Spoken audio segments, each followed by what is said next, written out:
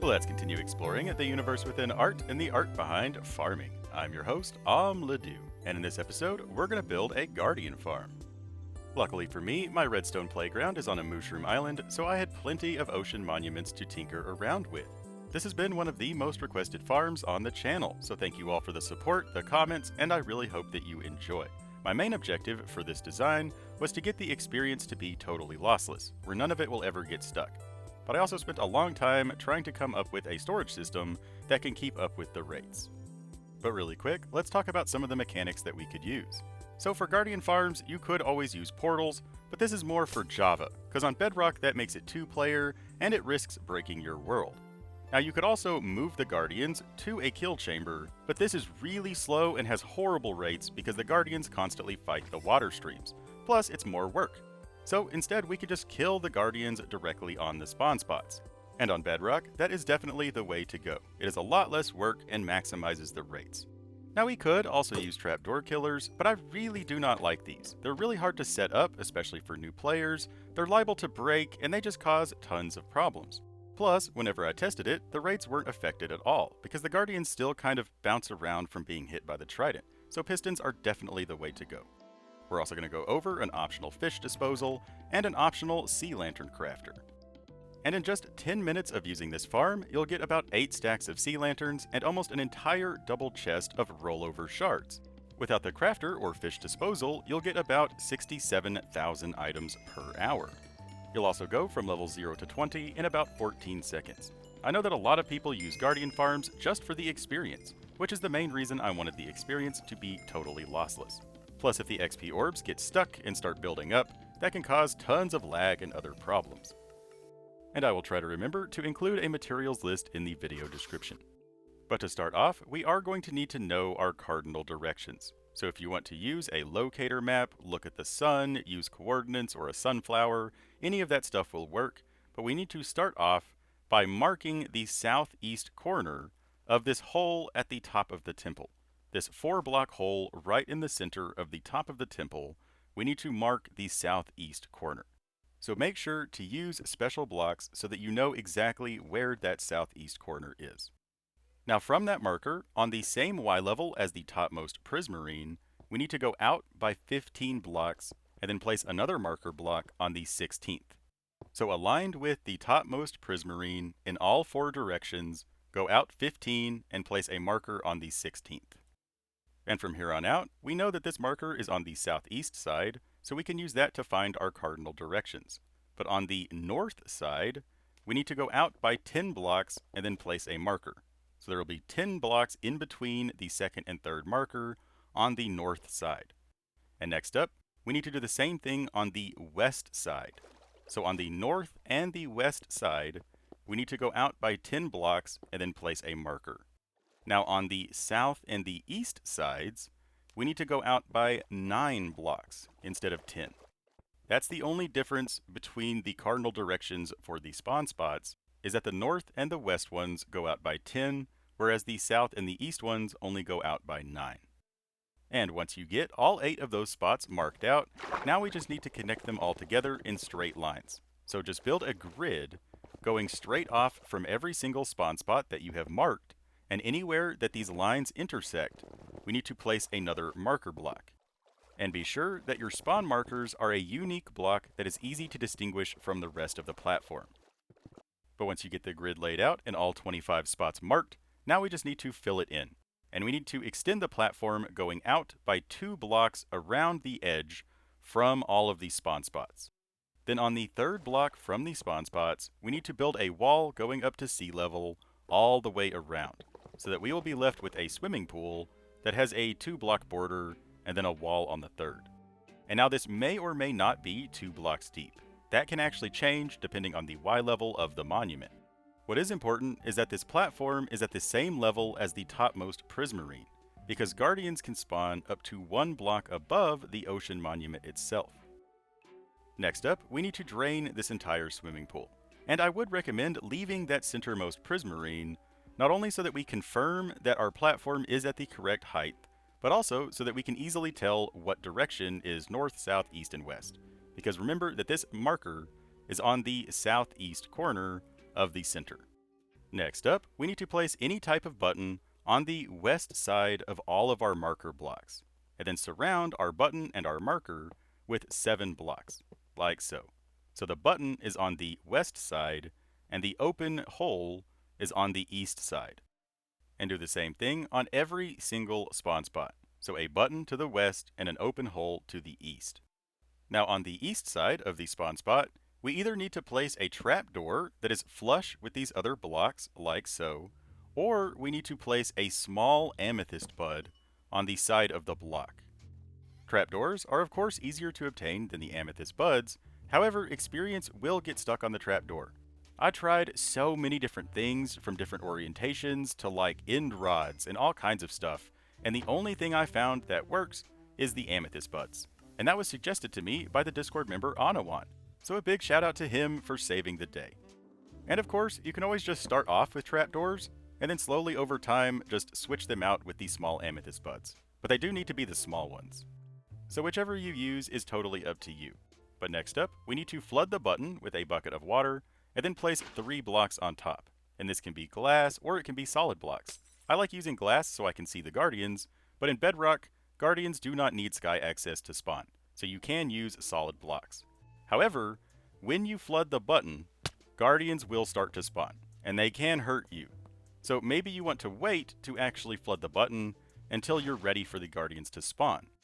However, it is nice to test and make sure that we do in fact have these spots marked out correctly. So I would recommend going ahead and flooding the buttons, and then you can unflood them if the guardians are giving you problems. So to the northwest of our centermost marker, we need to go up by 20 scaffolding, and then just stand up here, and guardians should instantly spawn inside of the chambers. Now since all of these spawn spots are aligned with each other, as long as you see guardians spawning on all 4 sides, you should be good to go. So maybe just refresh the spawns a couple of times by going out of range, just to make sure. Next up, we need to go to the southwest corner of the farm, and we're going to start building the collection system. So start off by breaking out the block directly under the amethyst or the trapdoor, then the row of blocks directly in front of the spawn chambers to connect them together. Now jump in the hole, place a few blocks to get us started, and then swim our way back up. And now we can easily build the bottom of the canal like so. Then we need to place a button directly under the amethyst or under the trapdoors, and then flood this button. The buttons are just spawn proofing to prevent like fish from spawning in the farm. But we need to flood each button so that the water flows together and meets in the middle. And now where this water is the lowest, we need to dig out this entire row. And on the south side, it will be symmetrical. There will be 3 blocks on each side of this center canal between it and the spawn chambers. Then we just need to repeat this process to connect all of the spawn chambers to the center canal. Now these farthestmost ones that are next to the wall, you may need to extend the wall down by 1 more block, depending on how you built it, to make sure that water isn't flowing into the canal. But then just repeat this process. Dig out the block that is directly under the amethyst or the trapdoor, and then connect these together to the other side, like so. Then place a button on each side, flood this button, and then just keep it going. Just fill in the bottom of this canal, and then do this to every single spawn chamber in the exact same way. So just dig over, dig down, and eventually you will be left with this. And again, this is the south side of the farm, so it is perfectly symmetrical. And for now, just ignore these middle 4 chambers. They're going to be slightly different. But we're going to do the same thing on the north side, except that the center is not going to be symmetrical, because these spawn platforms are 10 blocks apart instead of 9 blocks apart. So where this water meets here in the center, toward the one closest to the center of the farm, we're going to break out that row. So from this center canal, there will be 4 blocks between it and the outermost spawn chambers, but 3 blocks between it and the innermost spawn chambers. But just repeat this process. It's the exact same, except that canal will be slightly offset by 1. And the reason we're digging the canal into the floor rather than making it flush is to prevent experience from getting stuck. But now we need to connect all of these together. So starting on the west side, where the water dies out, we need to place a pack ice in the floor, and then place 2 buttons. And then we need to flood the second button. And then right before the start of the next row, we need to place a pack ice right here at the very last block, and place a button on it to prevent items from backflowing. and then just continue this process. So every time the water dies out, place a pack ice with 2 buttons and then flood the second button. And then before each row, on the very last block, we need to switch that block with pack ice and place a button on it to prevent backflow. Basically, we want all water placed in the center canal to be totally separate from the water that we placed in the spawn chambers. But we're going to do this one more time, and on the last 4 spawn chambers, the last 2 rows on the east side, we're going to reverse the direction of the water. So again, where the water dies out on the first row, we're going to switch that with pack ice, place 2 buttons, and then before the next row, we're going to place a pack ice with a button, and then a pack ice with 2 buttons. And now where this water meets, there should be one block that has a lower water level than all the other blocks. So as we can see, this block right here has a lower water level. And we're going to dig this out all the way across to connect the 2 center canals together, like so. Now we just need to do the same thing, but here on the south side. So come over here and place a pack ice where the water stops, place 2 buttons, flood the second one. Place a button on pack ice before each row and each time the water dies out. And if you're unsure and you want to double check that everything is correct, you can always test this as you go simply by throwing items into the water. As long as no items ever get stuck, everything is okay. And there's really like a million ways that you could do this. I just tried to lay this out with very simple rules so that it's easy to build and follow along. And right here where it connects, just like on the other side, the water should be at its lowest point where this canal is. If that is the case, then everything is in fact lined up correctly. Of course, we do need to seal up that canal, just like the rest of it, by placing blocks down in the water. But now we just need to connect the middle 4 spawning cells to the rest of it. And you can connect these to either side, it doesn't matter, but we're going to do it in a very similar way. Start off, just like before, by digging out the block that is under the trapdoor or the amethyst, and then the entire row over to either side.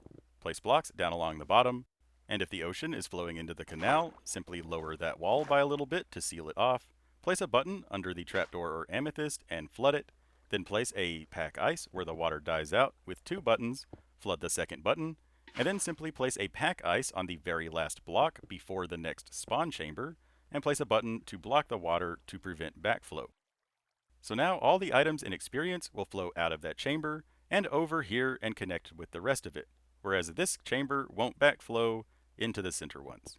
And just do this to all 4 of these middle ones, and again, it doesn't matter what side you connect them to. You can connect all 4 of them to the same side, or you can connect 2 of them to one side and 2 of them to the other. It really doesn't matter. Just either way, make sure that there is no backflow, and of course, just like before, you could test it just by throwing an item in. But now your collection system is almost complete. We just need to fill in the water for this center connecting canal. So again, anytime that the water dies out, place a pack ice with 2 buttons, flood the second button, and we only need to do this 2 times on each side. And then this water should meet right here in the center.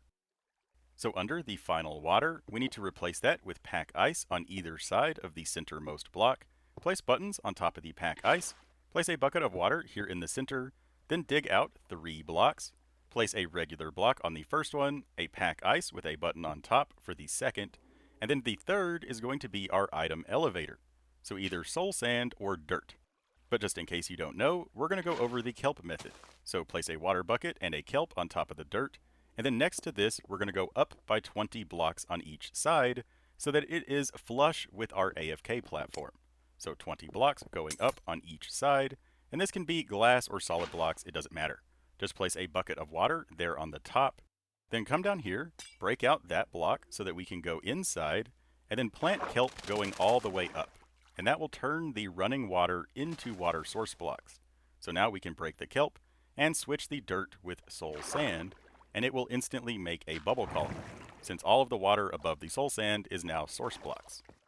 But then jump back down here and replace the block that you broke. Or you could always just stick a button there if you want to, that would be totally fine as well. Now your bubble column is complete. This next step is totally optional. I'm not actually sure if it will help or not, but we're going to break out the centermost spawn spot, we're going to surround it by slabs, and then place a bucket of water in there. And now if you see guardians in here before you start to AFK, go ahead and kill them before going up to your AFK spot. This water will be too close to your AFK spot, to actually spawn guardians. But I have noticed that guardians are spawning under here while you're AFK. Now they do swim away pretty quickly and despawn, but that would lower the rates. If guardians are down there, it'll prevent other ones from spawning. The main problem is we can't raise our AFK spot to actually build a kill chamber here, because if we raise the AFK spot by even a single block, it will no longer spawn guardians here in the corner. So, just do that if you want to, or if not, it's totally fine. Either way, now we need to build the Trident Killers. So first, figure out which direction is north, because we want the pistons to be on the north side of the spawn spots. So aligned with our markers, on the north side, we need to place a piston, and then throw a trident at that piston. Preferably with impaling, but if you don't have impaling, it is totally fine. Just impaling will kill them a little bit faster, thus improving the rates. Another way to kill them faster is by throwing in multiple tridents. Just try to keep a gap between the tridents so that it can hit multiple guardians at the same time.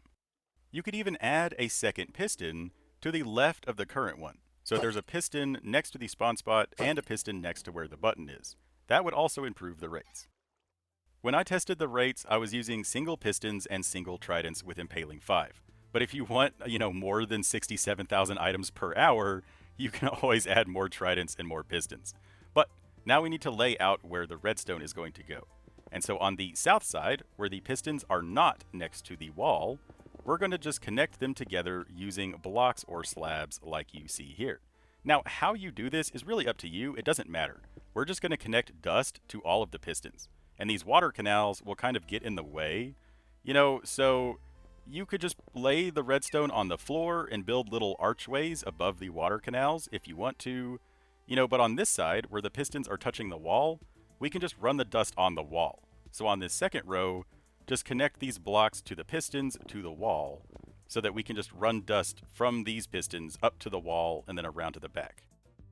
But before we run the redstone, we need to build a lever and a clock. So come up to your AFK spot, and on the side opposite of our bubble elevator, we need to place a lever on top of a solid block diagonally from our scaffolding, or really anywhere that you want this lever to be. But then directly under this lever, we need to place 4 blocks, then place dust on top, and then we need to just connect this up to the lever. So the way we're going to do this is going diagonally up with glass that has redstone dust on top. So in survival, you can just kind of jump on here, place the dust, jump over, place the glass, place the dust, and just continue this pattern going all the way up. And if you do it just like you see here, it should line up perfectly with your lever and your block, because your scaffolding should be 20 blocks tall. Now turn on the lever so it activates all of the dust, and on this very last dust on top of a solid block, it should be the last active dust. And now next to this, we need to build a Y out of solid blocks, like so, like a backwards Y, then place a repeater facing away, being powered by that dust, then a dust under this block right here, being powered by that repeater, and then a torch on the side. Now whenever we go and turn off the lever, the clock should start clocking, like so. Now under this torch, we need to place a solid block with dust on top. That dust should be receiving power from that torch. And now we just need to connect that dust to every single piston, and we'll be done with the redstone. So again, how you do this is up to you. If you want to do it in your own custom way, you totally can.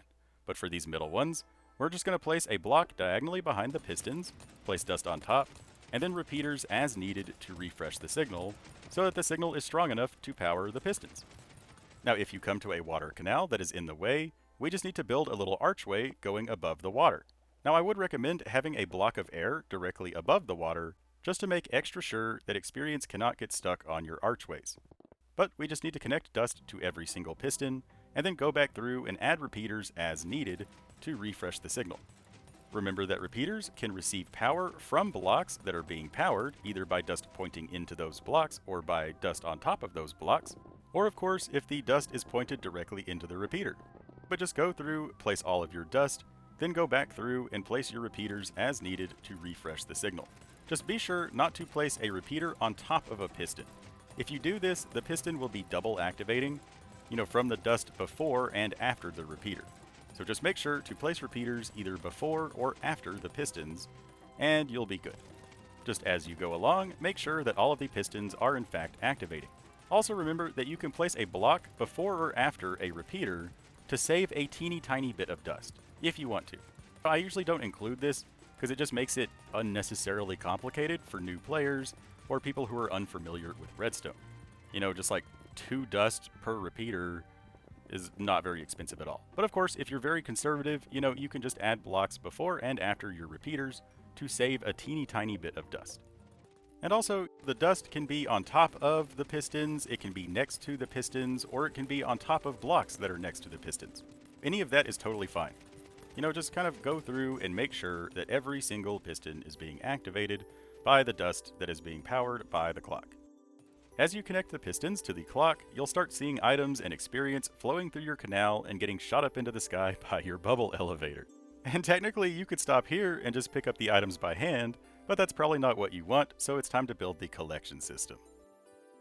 For this next part, you can use glass if you want to see the items and experience flying around the farm. It can be really entertaining. Either way, we're going to connect the top of the scaffolding to the top of the bubble elevator, like so.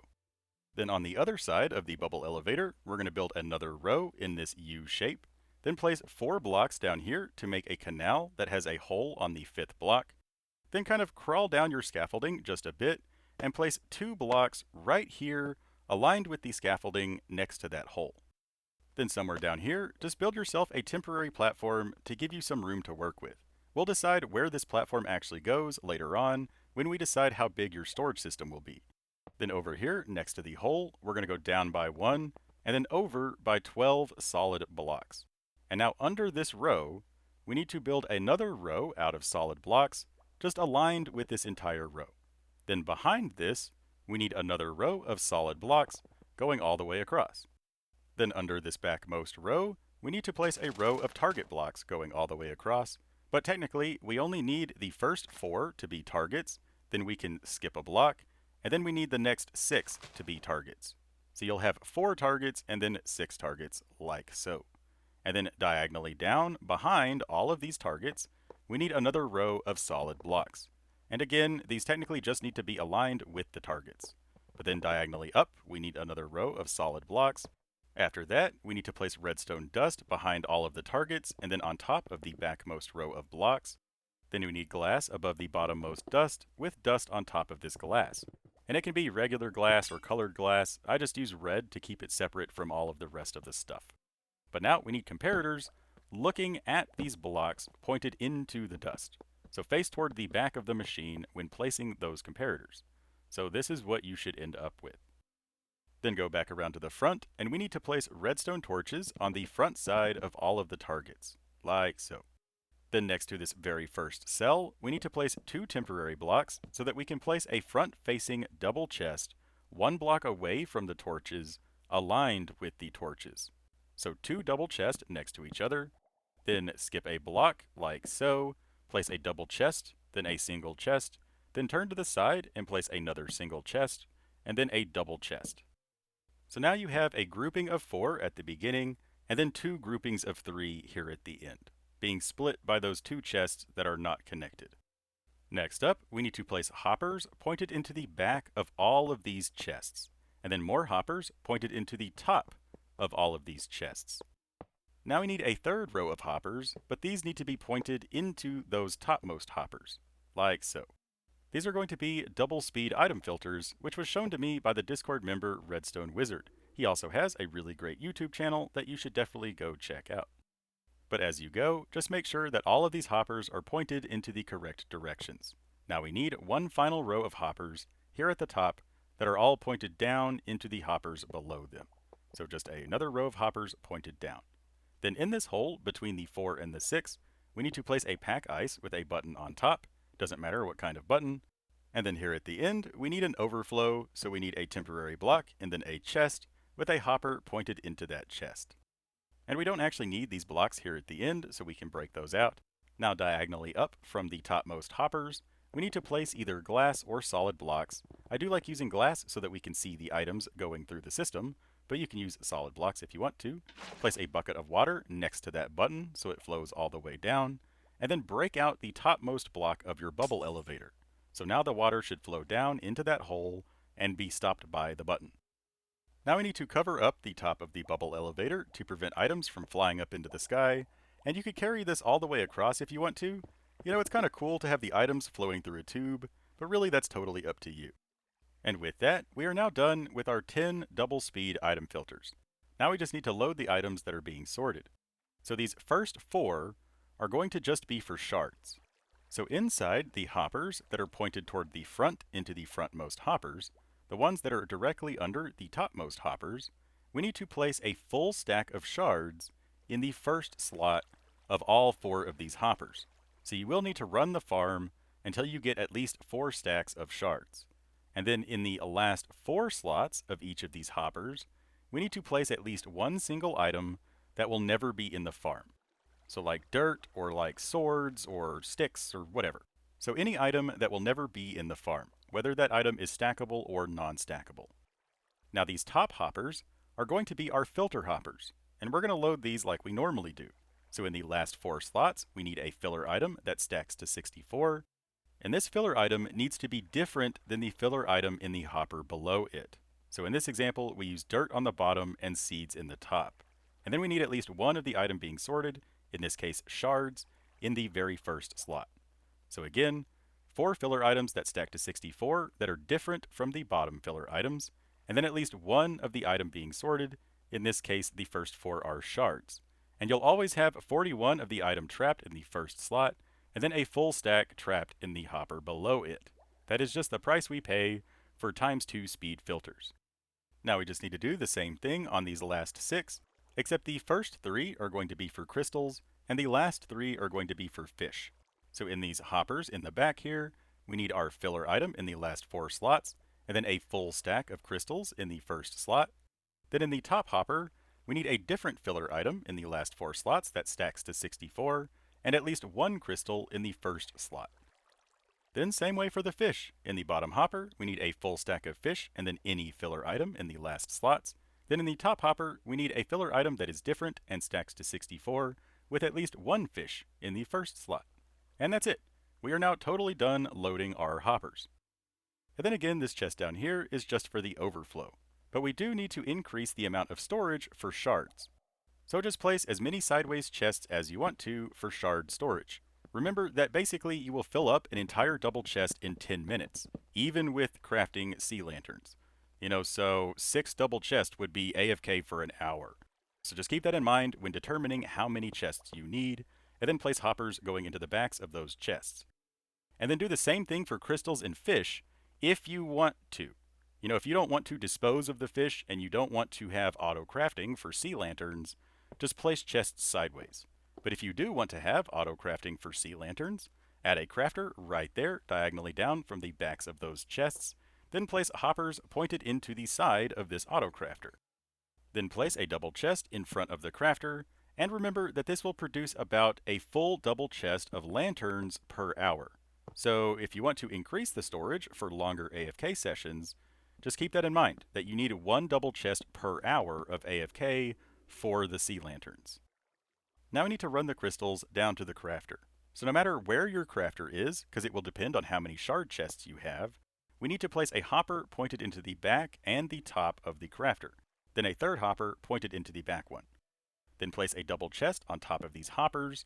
Then place a hopper in the back part of this chest right here, and then run hoppers all the way up to the topmost chest. So even if the crafter is lower, just run hoppers up.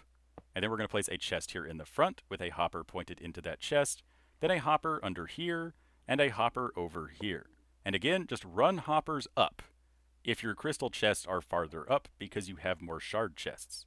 Basically, we just want to maintain that there are at least 2 hoppers pushing into every container, from the top to the crafter, just to keep up with the amount of rates that this thing produces. Now we need to place a solid block next to the crafter, then diagonally back from that block, and then loop this around this hopper right here, and then go back by 3 blocks so that we have a little 2x4 platform. Place a comparator on subtraction mode looking at that hopper, then place 3 dust coming out of that comparator, then 1 dust looping around, then 2 repeaters, 1 on a max delay and 1 on a 3-tick delay, like so. And then a dust going into the side of that comparator and pointed into that frontmost block. And if you ever want to turn the crafter off to conserve shards or something, you can just place a lever on that block and turn it on, and that will turn off the crafter. Then inside of the crafter, we need to make the pattern for the lanterns. So place at least 5 crystals in this pattern right here, and then at least 4 shards in this pattern right here. Now it won't start crafting sea lanterns until it's totally full. So put in as many items as you want to, and then it'll fill up as we go. Now for the fish, again, if you want to save the fish to trade them to villagers or something, just make sideways chests or add a shulker loader. But if you want to dispose of the fish, because it produces just so much fish, we're going to place some hoppers under these chests, going down into a dropper that is facing down. Then around this dropper, we're going to make a little box so that we can place lava or a cactus or some fire, whatever you want to put in there, just have that dropper pushing into something that destroys items. Then place 2 more hoppers, one pointed into the side of that dropper and one under the 3rd chest. Now, I actually made a slight mistake, so I'm sorry for the hard cut. I was hoping we wouldn't have to, but we actually need to turn the 3rd crystal chest sideways so that we can make the first 2 fish chests a double chest. Rather than the first one be a single chest and then the last 2 be a double chest, we need it like this to actually keep up with the production of fish. Or else the fish starts to back up, which wouldn't really cause issues. I just had to rectify that. But whether or not you decided to change how the chests were oriented, we need to come around here to the back and build the redstone. So place a solid block behind the dropper, and we need a platform that is 5 by 2. Then place a comparator next to this block, going into a repeater, into a comparator on subtraction mode, like so. Now place dust looping all the way around, and then on top of this first block. This right here. This is just a really fast clock to make sure all the fish go away. And finally, the very last thing we need to do is expand our overflow. And of course, all an overflow really is hoppers pointed into chests. So if we want it to be flush with our shard chests, we need to come out by 1 more block and build our chest right here. So place 2 hoppers pointed into this new chest, like so, and then just build as many of these chests as you want to. Again, all an overflow really is hoppers pointed into chest just to collect items in case your filters start to skip because of lag spikes or because the farm fills up. So just make sure that you have ample storage for your overflow, just in case. Or if you don't care that your chests are flush with your shard chests, then you could just build chests underneath that original chest there at the top. It really doesn't matter, but you are now totally done. So grab your looting sword, turn off the lever, stand on the scaffolding, and let the farm go. Now one really important thing before you start to AFK, of course you need to make yourself safe. So at the very least, build a roof to prevent phantoms from spawning and killing you. It might also be a good idea to build a little box up here. When I AFK, I usually make a room, just to guarantee that I am 100% safe. Like, you never know when a raid, pillage, mob things are gonna spawn, or phantoms, or some crazy nonsense, or even your friend coming to push you off or something. So you could always replace this with glass if you want to see what's going on in the farm, you want to see the items moving and the guardians dying. All that's totally up to you. Then of course, you will need a platform wherever your storage is to access that, and we have a hole over here next to our scaffolding that we can access this platform on. Also keep in mind that your crafter won't start crafting until it fills completely up. Then it'll start crafting. And then your fish disposal will automatically get rid of all of the fish so it doesn't cause problems and back up and need to be stored. And that's it. Now, if you want to autocraft other things, autocraft the shards from this very first row, because this very first row will fill up before all of the rest of them. So if you want to autocraft, blocks and stuff, pull it off of that first row of chests. And with that, you now have a guardian farm to give you all the experience and prismarine and sea lanterns that you could ever possibly use. Let me know in the comments what you plan on using this for. Is it just for experience? Do you really want the sea lanterns? Or are you actually going to build out of prismarine? I rarely see people build out of prismarine. I see tons and tons and tons of people build guardian farms for the experience and for sea lanterns, but I never see prismarine builds because it's kind of hard to build with. Not many things go with it. So I would love to know what you're doing and what you're building in your own worlds. In the video description is a link to my Discord. You can join that Minecraft community to share pictures of your builds, talk to us about redstone, find players to play with, or anything Minecraft related that you would like to do. So join the Discord and talk to us there. But that's all we got for this episode. I really hope you enjoyed it.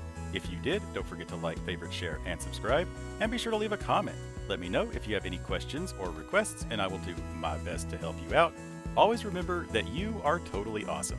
And above all, don't forget to have fun. Bye-bye.